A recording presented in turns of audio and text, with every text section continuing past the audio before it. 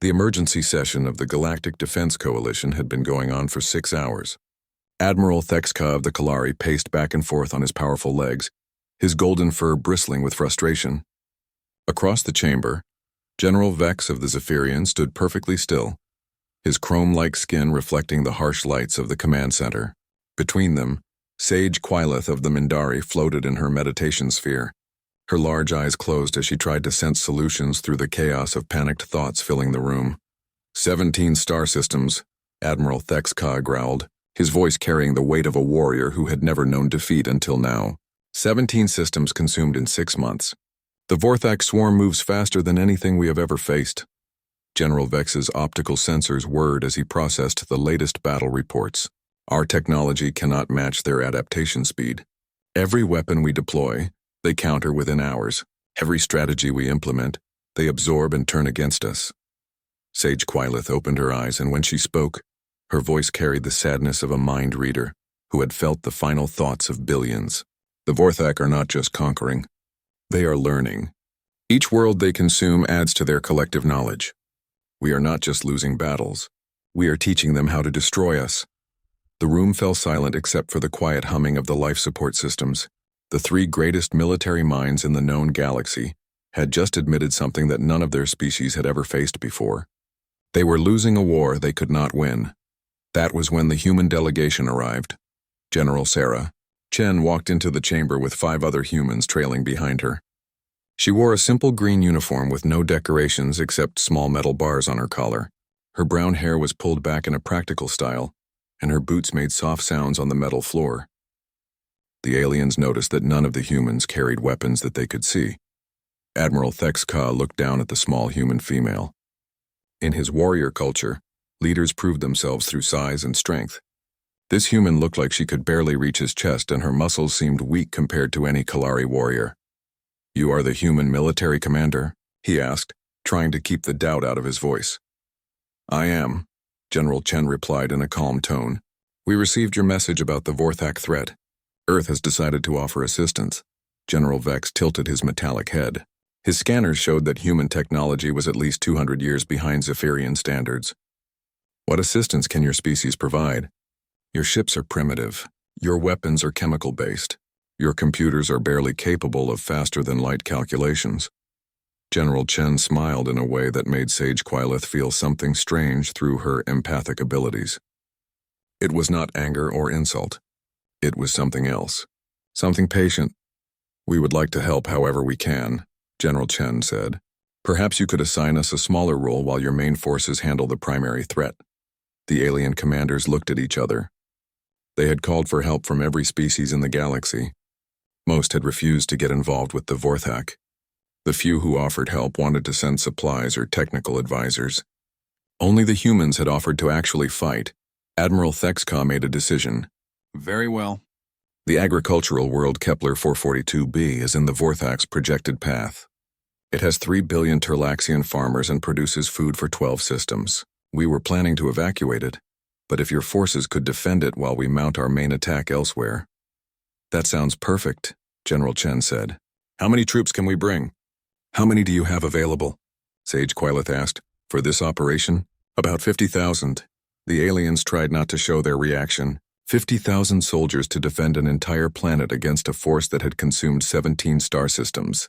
It was either very brave or very stupid. "When can your forces arrive?" General Vex asked. "They're already here," General Chen said. "We brought them with us." Admiral Thexka's eyes widened. "You brought 50,000 soldiers in one ship?" "Actually, we brought them in 12 ships. The other 11 are in your outer system, waiting for permission to approach."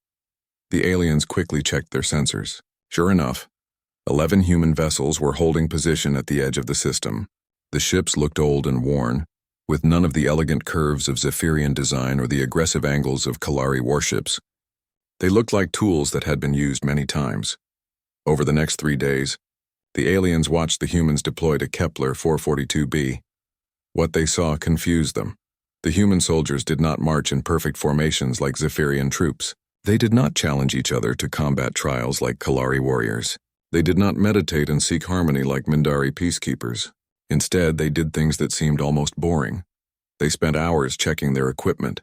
They dug holes in the ground and filled them with supplies. They set up communication devices and tested them over and over. They studied maps and argued about the best places to put their weapons. They even spent time cooking food and cleaning their uniforms. They do not seem very warlike.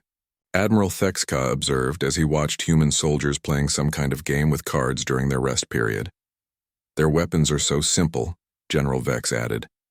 Chemical explosives, metal projectiles, primitive vehicles. How do they expect to fight bioships with such tools?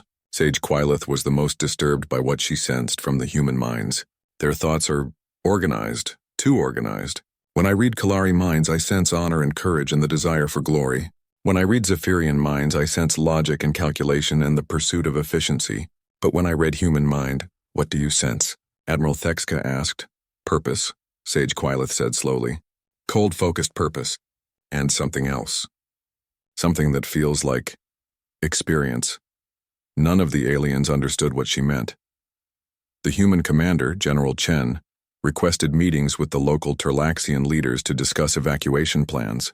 She asked detailed questions about the planet's population centers, transportation networks, and food storage facilities. She wanted to know about weather patterns and geological surveys. She even asked about local wildlife and plant life. Why do you need to know about the animals? A Turlaxian official asked. Everything matters in a combat zone, General Chen replied. We need to understand the environment we're defending. When the aliens asked about human battle plans, General Chen showed them maps covered with symbols and numbers. The plans looked nothing like the elegant strategies used by other species. Instead of focusing on honor or technological superiority, the human plan seemed to assume that everything would go wrong and prepared for dozens of different possibilities. What if your primary communication network fails? Admiral Thexka asked, pointing to one part of the plan. We switched to secondary communications, General Chen said, pointing to another set of symbols. What if that fails too? We have tertiary systems, and if those fail, we have backup procedures that don't require any technology at all. General Vex studied the human defensive positions. Your placement seems random. There is no logical pattern to your troop deployment. There's a pattern, General Chen said. It's just not the kind that shows up on a computer analysis. We're not trying to create a perfect defense. We're trying to create a defense that can adapt when the perfect plan fails. The aliens left these meetings feeling more confused than before. The humans seemed to plan for failure instead of success. They prepared for chaos instead of order. They treated war like it was some kind of job instead of a test of honor or a demonstration of superiority. None of them realized that this was exactly the point. The Vorthak were coming, and soon the galaxy would learn what it meant to face an enemy that had turned warfare into a profession. The Vorthak scouts arrived 3 days later, just as the humans had predicted they would. The aliens had not expected such accuracy in the timing, but General Chen had simply shrugged when asked about it. They follow patterns, she had said. Every enemy follows patterns even when they think they don't. The scout force consisted of 12 bioships, each one the size of a city block and covered in organic sensors that pulsed with sickly green light. They moved through space like living things, which they were, and their approach set off alarms throughout the coalition fleet. Admiral Thexka prepared his warriors for glorious combat. His ship's weapons charged with brilliant energy, ready to meet the enemy in honorable battle. General Vex calculated firing solutions and defensive patterns, his ship's computers working at maximum efficiency to find the perfect tactical response. The humans did nothing visible at all. Why are your ships not moving to intercept? Admiral Thexka asked over the communication channel. The enemy scouts must be met with strength. We're tracking them, General Chen replied from her position on the planet's surface. Let them come closer, closer. General Vex's synthesized voice carried surprise. They are already within optimal firing range. We should destroy them before they can report our defensive positions back to the main swarm. They're going to report back anyway, General Chen said calmly. Whether we kill these scouts or not, the main force knows we're here. What matters is what they think they know about us. The Vorthak scouts spread out and began scanning the planet with their biosensors. The energy beams swept across the surface like searchlights, gathering information about defensive positions, troop strengths, and weapon placements. The alien commanders watched their sensor displays as the enemy gathered intelligence about their forces. But something strange happened when the biosensors tried to scan the human positions. Instead of getting clear readings, the scouts seemed to receive confusing and contradictory information. Sometimes the sensors showed large concentrations of troops, where satellite imagery revealed empty fields. Other times they detected powerful weapon signatures from locations that appeared to contain nothing but supply tents. "How are you hiding your forces from their scans?" Sage Quailith asked. Her empathic abilities let her sense the growing confusion in the Vorthak hive mind. "We're not hiding anything," General Chen replied. "We're just showing them what we want them to see." The human explanation came from Colonel Martinez, Chen's second in command. His weathered face showed the kind of scars that came from real combat experience. Electronic warfare isn't about having better technology. It's about understanding how the enemy thinks and giving them information that leads them to make bad decisions. Over the next 2 hours, the aliens watched the humans conduct what they called active deception operations. Using simple tricks and old technology, the human forces made themselves appear larger in some areas and smaller in others. They created false weapon signatures and phantom troop movements. They even played recordings of vehicle noises in empty areas to confuse the enemy's audio sensors. "This is not honorable," Admiral Thexka said, though he sounded more curious than angry. "Warriors should face each other with truth and courage." "Honor doesn't stop bullets," replied Sergeant Williams, a human soldier who was setting up what looked like a fake artillery position. "And courage doesn't bring dead soldiers back to life." When the Vorthak scouts finally left to report back to their main force, they carried with them a completely wrong picture of the human defenses.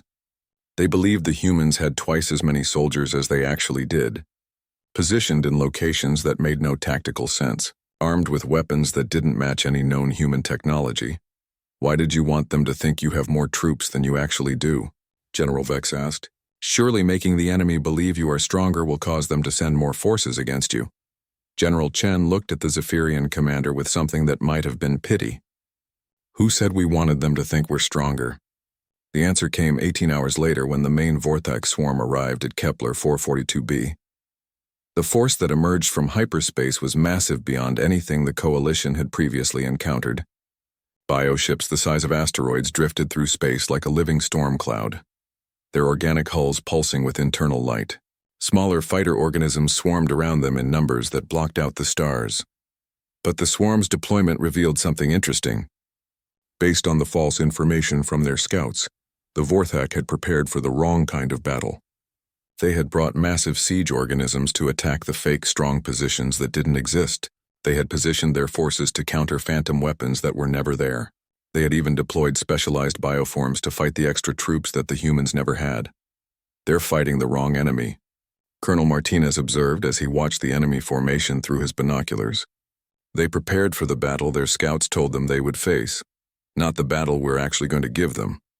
Admiral Thexka was beginning to understand. "You made them waste their preparation time." "More than that," General Chen said as she studied her tablet computer. "We made them bring the wrong tools for the job. Look at their formation. Those big siege ships can't maneuver quickly. Those specialized fighter organisms are designed for one specific type of combat. When they realize their intelligence was wrong, they'll have to reorganize their entire force. And reorganization takes time," Sage Quailith added, her eyes widening as she understood the human strategy. "Time we'll use to hurt them," General Chen confirmed. The first phase of the battle began not with glorious charges or massive weapon exchanges, but with small human teams doing things the aliens didn't understand. Human soldiers moved through the wilderness carrying equipment that looked more like farming tools than weapons. They spent hours in positions where no enemy could see them, then left without firing a shot. "What are your troops doing out there?" Admiral Thexka asked after watching several of these mysterious missions. "Preparation," was all General Chen would say. The Vorthak began their assault with a probe attack, sending several thousand of their smaller bioforms down to the planet's surface to test the defenses.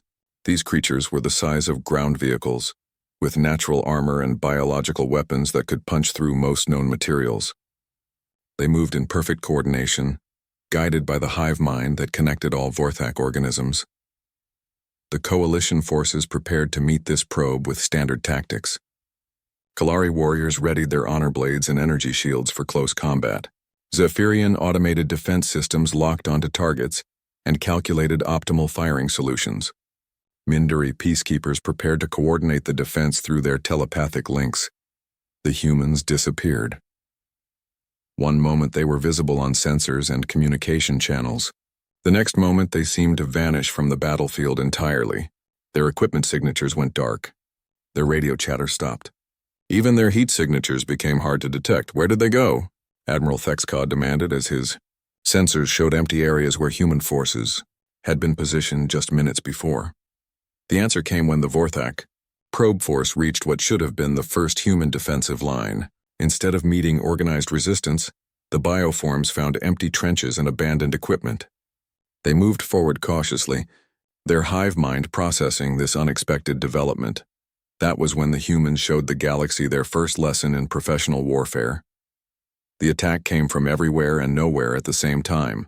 Human soldiers appeared from hiding places that shouldn't have been able to conceal them. Weapons fired from positions that sensors said were empty. Explosives detonated under enemy feet in areas that had been cleared just hours before. But what shocked the alien observers most was not the effectiveness of the human ambush. It was the way the humans fought. Kalari warriors fought with honor and courage, facing their enemies directly and seeking glorious victory or noble death. Zephyrian soldiers fought with logic and precision, following calculated strategies and predetermined responses.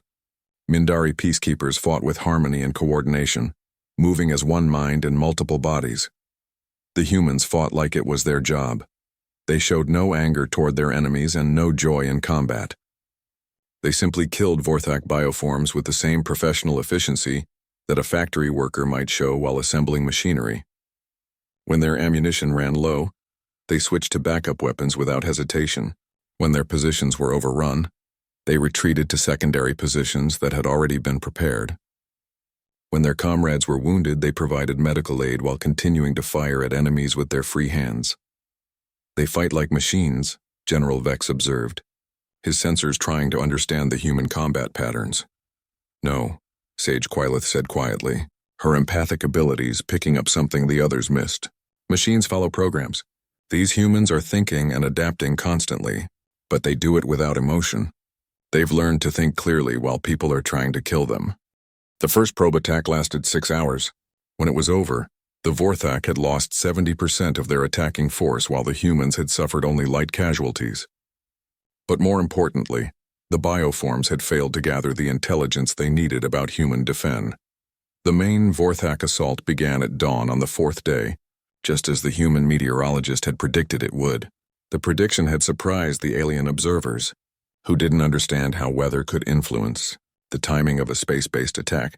They'll want the thermal updrafts from the morning sun to help their atmospheric entry, the meteorologist had explained. Saves them energy.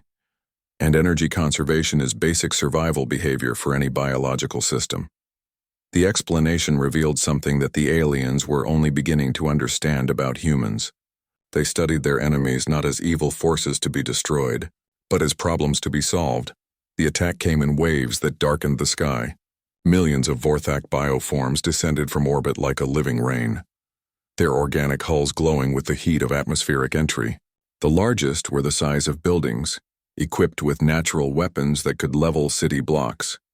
The smallest were no bigger than insects, but they carried toxins that could kill a full-grown Kalari warrior in minutes. Admiral Thexka watched the descent through his ship's sensors and felt his warrior's heart fill with battle fury. This was the kind of fight that songs were written about, the kind of glorious last stand that would be remembered for generations. His golden fur bristled with excitement as he prepared to lead his warriors into combat.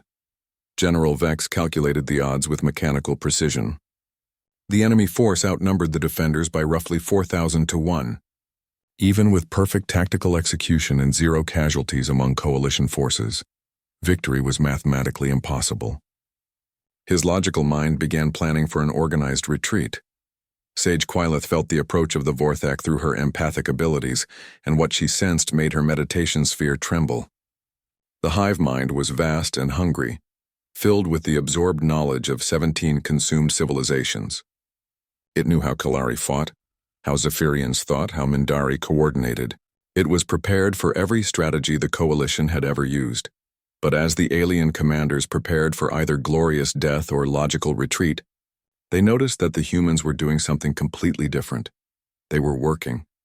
All across the planetary surface, human soldiers moved with calm efficiency to positions they had prepared weeks in advance. They checked equipment with practiced motions, communicated in short, clear sentences, and settled into their assigned roles like pieces of a vast machine clicking into place. Shouldn't they be afraid? Admiral Thekska asked as he watched human soldiers calmly eating breakfast, while millions of hostile aliens descended toward them. Don't they understand the odds they face? They understand, General Chen replied over the communication channel. Her voice carried the same calm tone she had used when discussing supply logistics. But fear is just another factor to manage, like ammunition or fuel or weather. You account for it in your planning, and then you do your job anyway. The first wave of Vorthak bioforms reached the outer defensive perimeter and met something they had never encountered before. Humans who fought like they had done this 1,000 times. The human response was not heroic in the way the galaxy understood heroism. There were no dramatic speeches or desperate charges. Instead, there was something far more terrifying. Professional competence applied to the business of killing. Human artillery began firing before the enemy came into visual range. Their shells programmed to explode at precisely calculated intervals to create overlapping zones of destruction. The guns fired continuously for 3 hours without pause, their crews switching positions between pre-prepared firing points as the enemy tried to locate and destroy them. How do they keep their artillery operational under such intense counterfire? General Vex asked as he watched human gun crews continue firing, even while Vorthak bioweapons destroyed their positions around them. Multiple redundant positions and mobility. Colonel Martinez explained as he coordinated the artillery response. We dig in, we shoot, we move, we dig in somewhere else, we shoot some more. The enemy can kill our guns, but they can't kill all of them fast enough to stop the barrage. When the Vorthak bioforms broke through the artillery screen and reached the human ground positions, they encountered defensive systems that seemed to operate by completely different rules from normal warfare. Human. Soldiers didn't hold fixed positions like Kalari warriors or maintain perfect formations like Zephyrian troops. Instead, they flowed across the battlefield like water, appearing where they were needed and vanishing when positions became untenable. They fought from trenches, buildings, vehicles, and improvised cover that they created, on the spot using explosives and engineering equipment. But what disturbed the alien observers most was the way human soldiers treated casualties. When a Kalari warrior was wounded in battle, his brothers would either carry him to safety or die defending his position, because honor demanded it. When a Zephyrian unit took losses, the survivors would recalculate their tactical position and adjust their formation accordingly. Because logic required it, when humans took casualties, they kept fighting. Sage Quillith watched in horror and fascination as a human medic treated wounded soldiers in the middle of active combat, administering first aid with one hand while firing a rifle with the other. The medic's mind showed no panic, no overwhelm, just focused concentration on 2 simultaneous tasks that each required complete attention. How is this possible? She asked General Chen. How can your soldier divide their attention like this without losing effectiveness in both activities? Training, General Chen replied simply. We train until complex tasks become automatic. Then we train to do multiple automatic tasks at the same time. Then we train to think clearly while doing all of that under stress. The battle continued for 18 hours without pause. The Vorthak threw wave after wave of bioforms at the human positions, each attack designed to exploit what the hive mind believed were human weaknesses. They sent fast-moving scouts to overwhelm human reaction times. They sent heavily armored brutes to break human defensive lines. They sent intelligent hunter forms to outthink human tactics. Every attack failed, but not because the humans were stronger or faster or smarter than their enemies. The attacks failed because the humans had prepared for them to fail. Your defensive strategy makes no logical sense, General Vex observed as he tried to understand the human tactical doctrine. You allow the enemy to overrun your forward positions. Then you counterattack from directions they cannot predict. You sacrifice tactical advantages to maintain strategic flexibility. Your entire approach seems designed around the assumption that everything will go wrong. That's because everything always goes wrong, Sergeant Williams replied as he coordinated a squad of soldiers who were fighting their way out of an overrun position. No plan survives contact with the enemy, so we don't make plans. We make guidelines and then we adapt. The human approach to adaptation was unlike anything the galaxy had seen before. When Vorthak bioforms developed resistance to human explosive weapons, human soldiers switched to incendiary rounds. When the bioforms adapted to fire, the humans used acid. When acid became ineffective, they switched to kinetic penetrators. They seemed to have an endless supply of different ways to kill things. How many different weapon types did your species develop? Admiral Thexka asked as he watched human soldiers field yet another tool of destruction he had never seen before. We've been killing each other for about 10,000 years. General Chen answered matter-of-factly. We got good at it. But the weapons were only part of what made the humans effective. What truly set them apart was their ability to coordinate complex operations while under extreme stress. Human units communicated constantly, sharing information about enemy movements, ammunition status, tactical opportunities, and casualty reports. But unlike the telepathic coordination of the Mindari, human communication was based on training and procedure rather than natural ability. How do your soldiers know what to do without constant orders from commanders? Sage Quillith asked as she watched a human squad reorganize itself after losing its leader, without any apparent confusion or delay. We train every soldier to understand the mission, Colonel Martinez explained. Not just their individual job, but the whole operation. So when something goes wrong, they can figure out what needs to be done and do it without waiting for orders. As night fell on the first day of the main battle, the Vorthak had lost nearly 1 million bioforms while advancing less than 10 kilometers across the planetary surface. The human casualties were significantly lower, but more importantly, the human defensive capacity seemed undiminished. The alien observers began to realize that they were witnessing something unprecedented. A military force that actually got more effective as the battle progressed. They're learning, Sage Quillith said with wonder in her voice. Not just adapting to what the enemy does, but learning how to fight this specific enemy more effectively with each engagement. Of course we're learning, General Chen said as she reviewed the day's battle reports with the same attention to detail that a SC. On the morning of the second day, the Vorthak deployed their ultimate weapon. The biotitan that emerged from the largest hive ship was beyond anything the Coalition had prepared for. It was the size of a mountain, a living organism that had been grown specifically to consume entire planets. Its surface writhed with millions of smaller organisms that could break down matter at the molecular level and convert it into more Vorthak bioforms. It moved across the landscape like a slow-motion avalanche, leaving behind nothing but sterile rock and acid pools. Admiral Thexka stared at his sensors in disbelief. The biotitan's energy signature was larger than some of his capital ships. Its biological armor was thick enough to shrug off anything in the Coalition arsenal. We have to evacuate, he said, his warrior's pride finally breaking under the weight of tactical reality. No force in the galaxy can fight something that large. General Vex ran calculations through his ship's computers and reached the same conclusion. The creature's mass alone will disrupt the planet's geological stability. Even if we could somehow destroy it, the debris would render the world uninhabitable. Sage Quillith could barely function as the biotitan's alien thoughts pressed against her empathic shields. The thing's mind was vast and hungry, filled with the absorbed knowledge of countless consumed worlds. It knew exactly how to break every form of resistance it might encounter. But when the alien commanders called General Chen to discuss evacuation procedures, they found that the human response was not despair or retreat planning. It was a request for permission to implement something called Doctrine 7. What is Doctrine 7? Admiral Thexka asked. General Chen's face on the communication screen showed an expression that the aliens had never seen before. It was not anger or fear or determination. It was something colder than any of those emotions. Something that made Sage Quillith's empathic abilities recoil in instinctive terror. Total warfare protocols, General Chen said in a tone that carried no emotion at all. Complete commitment of all available resources to enemy destruction. No limitations on methodology. No restrictions on acceptable losses. What does that mean in practical terms? General Vex asked, though his sensors were already detecting changes in human troop movements that his computers couldn't analyze. It means we stop fighting like this is a police action and start fighting like this is what it actually is. Colonel Martinez replied as he coordinated movements across the entire planetary surface. An extinction event.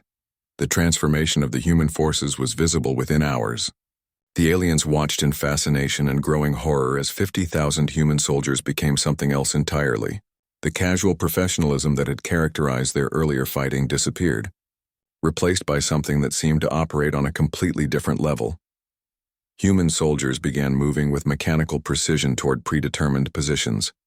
They abandoned defensive tactics entirely, instead flowing across the battlefield like a tide of destruction aimed directly at the biotitan.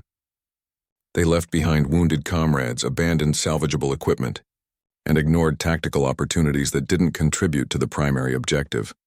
They're not fighting to win territory anymore, Sage Quailith observed as she tried to understand the shift in human mental patterns. They're fighting to kill that specific creature, regardless of cost.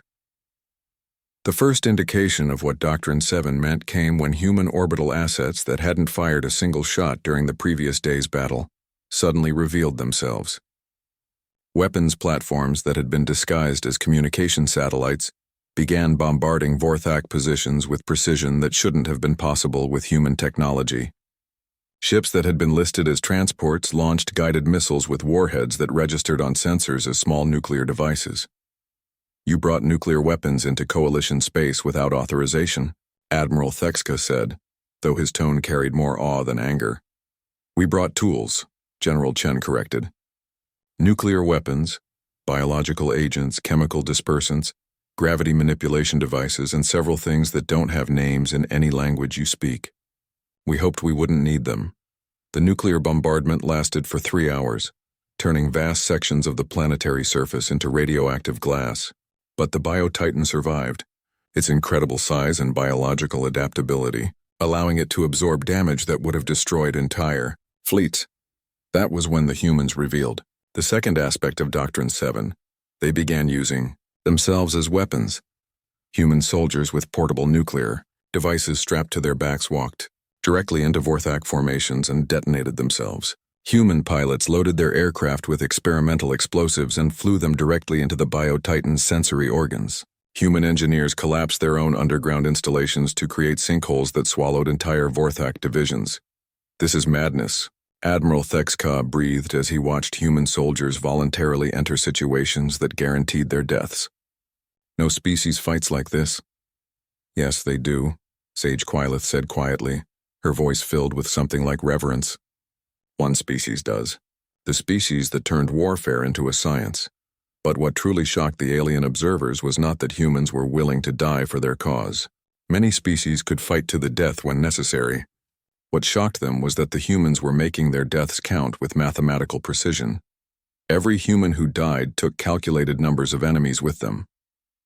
Every sacrifice achieved specific tactical objectives that contributed to the overall strategic goal. The humans were spending their lives like currency, but they were getting full value for each expenditure. "How do they calculate the exchange rate?" General Vex asked as his computers tried to analyze the tactical mathematics behind human sacrifice tactics.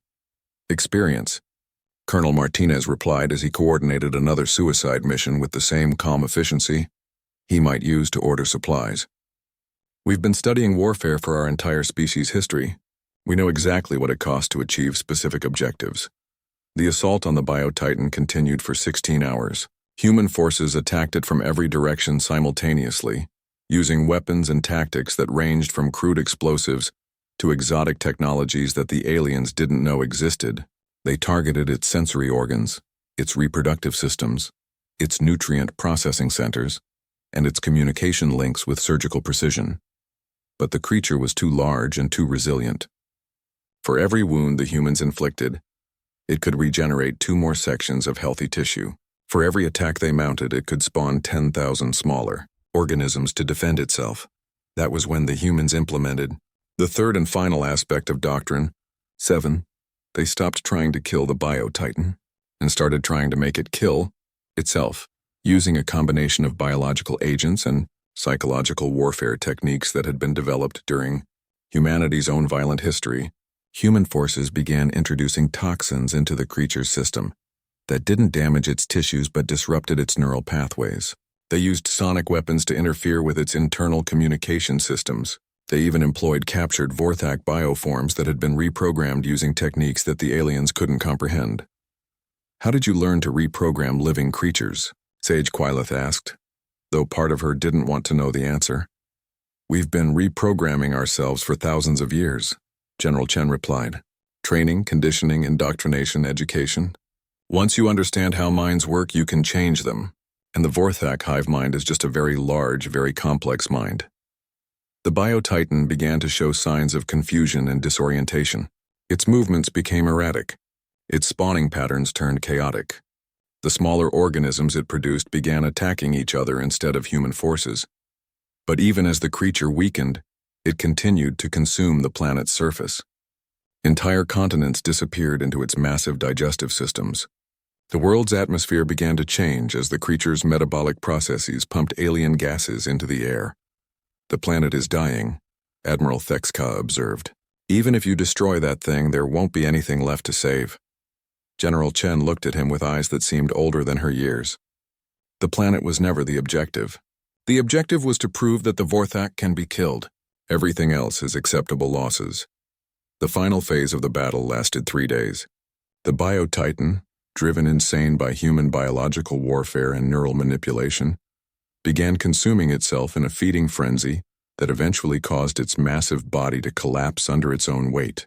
The death throes of the creature created earthquakes that could be felt from orbit and released toxic clouds that poisoned the atmosphere for decades to come. When it was over, Kepler 442b was uninhabitable. The 3 billion Turlaxian farmers were dead. The agricultural systems that had fed 12 star systems were destroyed. The planet itself was a radioactive wasteland that would take centuries to recover. But the Vorthak biotitan was dead, and more importantly, the methods used to kill it had been recorded and analyzed. The humans had created a template for defeating creatures that the galaxy had believed were invincible. "You saved the galaxy by destroying a world," Sage Quileth said as she tried to process what she had witnessed. "We did our job," General Chen replied. "That's what professional soldiers do. We solve problems. Sometimes the solution is expensive." As did the news of what happened at Kepler 442b spread across the galaxy faster than light itself. Within days, every species with faster-than-light communication had received detailed reports about the human victory over the Vorthak biotitan, but the reports raised more questions than they answered. Admiral Thexka found himself standing before the Kalari High Council, trying to explain something that challenged every assumption his people held about warfare and honor. The golden-furred warriors who surrounded him had built their entire culture around the concept of glorious combat. But what he had witnessed on Kepler 442b was something else entirely. "You say they fought without honor?" asked High Counselor Dexra, his battle scars gleaming in the chamber's ceremonial light. "I say they fought without the need for honor," Admiral Thexka replied carefully. "They had something more effective." The distinction was lost on most of the council, but Admiral Thexka continued his report anyway. He described human soldiers who faced certain death with the same calm professionalism that others might show while performing routine maintenance. He talked about commanders who made decisions that would kill thousands of their own troops as easily as they might choose what to eat for breakfast. They treated their own lives as resources to be spent, he said, but they spent them wisely, getting maximum value from every death. It was horrible and magnificent at the same time. Across the galaxy, General Vex was having a similar conversation with the Zephyrian Collective. His report to the machine minds that governed his species focused on the tactical and technological aspects of human warfare. But even his logical perspective couldn't fully explain what he had observed. Their technology was primitive by our standards, he reported to the assembled processing units. But their application of that technology was sophisticated beyond our models. They used simple tools to achieve complex objectives through methods we had not calculated were possible. The collective's primary processing unit requested clarification. Explain their efficiency ratios. General Vex consulted his internal memory banks. They achieved total enemy force destruction, while losing only 37% of their own combat strength. But those statistics do not adequately describe their performance. They were more effective with inferior resources than we have been with superior ones. Sage Quileth's report to the Mindari Council was perhaps the most disturbing of all. because her empathic abilities had allowed her to sense what the human soldiers were actually thinking during combat. The revelation challenged everything the peace-loving Mindari believed about the nature of consciousness and civilization. They were not cruel, she told them, assembled telepaths as they floated in their meditation chambers. Cruelty implies emotion, and these humans felt very little emotion during battle. They were simply professional. They approached the destruction of their enemies with the same detached competence that we might use to solve a mathematical equation. The council's eldest member, a being who had lived for over 1,000 years, asked the question that was troubling them all. How does a species develop such capabilities without losing their essential nature? I believe, Sage Quileth said slowly, that this is their essential nature. They are not peaceful beings who learn to fight. They are fighting beings who learn to be peaceful, and they can return to their original nature whenever circumstances require it. But the most significant conversation was taking place in the highest levels of Coalition Command, where the 3 alien leaders were trying to understand the implications of what they had witnessed. "We have a problem," Admiral Thexka said, as the 3 commanders met in secure communication. "The humans didn't just defeat the Vorthak. They made it look easy." "The tactical applications are obvious," General Vex agreed. "Every military force in the galaxy will want to study human methods. Some will want to hire human soldiers. Others will want to eliminate the human threat before it grows larger." Sage Quileth's image flickered as she processed the emotional implications of the situation. "There's something else. The humans are already receiving requests for assistance from dozens of worlds. They're being offered contracts to solve military problems across the galaxy." The 3 leaders sat in silence as they considered what this meant. Humanity had just demonstrated that they possessed the most effective military force in known space. But more than that, they had revealed that warfare was not just something they were good at. It was something they had turned into a business. General Chen was having her own meetings back on Earth, but her conversations were with human military leaders who understood exactly what had happened at Kepler 442b and what it meant for humanity's future in galactic politics. "The contracts are already coming in," reported Admiral Patterson, head of the Earth Defense Force's Strategic Planning Division. 17 different species want to hire human forces for various conflicts. The Zephyrians are offering to trade advanced technology for military consultation. Even some of the Kalari clans are asking about training programs. General Chen studied the reports on her tablet with the same analytical approach she had used to plan the defense of Kepler 442b. "What about threats?" 3 species have made diplomatic inquiries about our military capabilities that sound more like intelligence gathering than genuine interest in cooperation, Admiral Patterson admitted. "The hegemony is definitely concerned about the implications of human military effectiveness." "They should be," General Chen said matter-of-factly. "We just demonstrated that any military problem in this galaxy can be solved if you're willing to pay the right price." But the most important meeting was taking place in a secure facility buried deep beneath the Swiss Alps, where the leaders of Earth's various nations were trying to decide how humanity should respond to its new role in galactic affairs. "We have become the galaxy's mercenaries," said President Zhang of the Asian Federation, her tone carrying both pride and concern. "Every conflict in known space is now potentially our business. That's not necessarily a bad thing," replied Chancellor Muller of the European Union. "Military service has always been one of humanity's most exportable skills. Now we have a market that spans the galaxy."